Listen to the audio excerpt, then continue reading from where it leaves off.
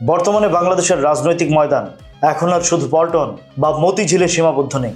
13 কোটি ইন্টারনেট ব্যবহারকারীর এই দেশে এবারের নির্বাচনের আসল ভাগ্য নির্ধারিত হতে চলেছে আপনার হাতের স্মার্টফোনে।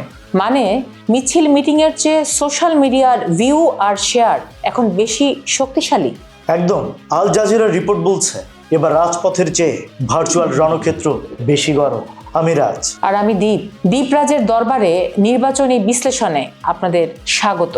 আগামী 12 ফেব্রুয়ারি আমাদের সাধারণ নির্বাচন।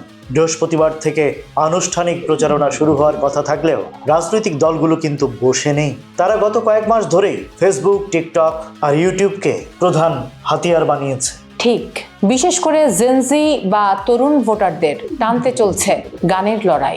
জামায়াতে ইসলামী সেই ভাইরাল গানটা শুনেছেন নিশ্চয়ই, যেখানে নৌকা, ধানের শীষ আর লাঙল, পুরনো সব প্রতীক প্রত্যাখ্যান করে দাঁড়িপাল্লার কথা বলা হচ্ছে। লন্ডন ভিত্তিক নির্মাতা HAL বান্নার এই গান এখন প্রতিটা ফোনে ফোনে। বিএনপিও পিছিয়ে নেই। তাদের আমার আগে আমরা, আমাদের আগে দেশ স্লোগান নিয়ে পাল্টা ভিডিও প্রচার চলছে। আবার ন্যাশনাল সিটিজেন পার্টি বা NCP ছোট নাটিকা বা ব্যঙ্গাত্মক ভিডিও দিয়ে তরুণদের মন জয়ের চেষ্টা করছে। এখানে তথ্যের লড়াইটা দেখার মতো। বিএনপি লঞ্চ করেছে matchmypolicy.com আর জামায়াত খুলেছে জনতার ইশতেহার। ভোটারদের সরাসরি সম্পৃক্ত করার এমন ডিজিটাল উদ্যোগ আগে কখনো আমরা কি দেখেছি?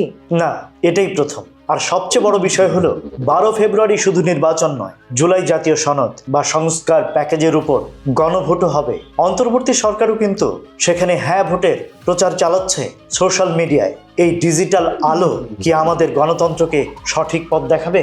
কমেন্টে জানান আপনার মতামত। লাইক, ফলো, সাবস্ক্রাইব করুন আর বেল বাটনটি চেপে আমাদের সাথেই থাকুন।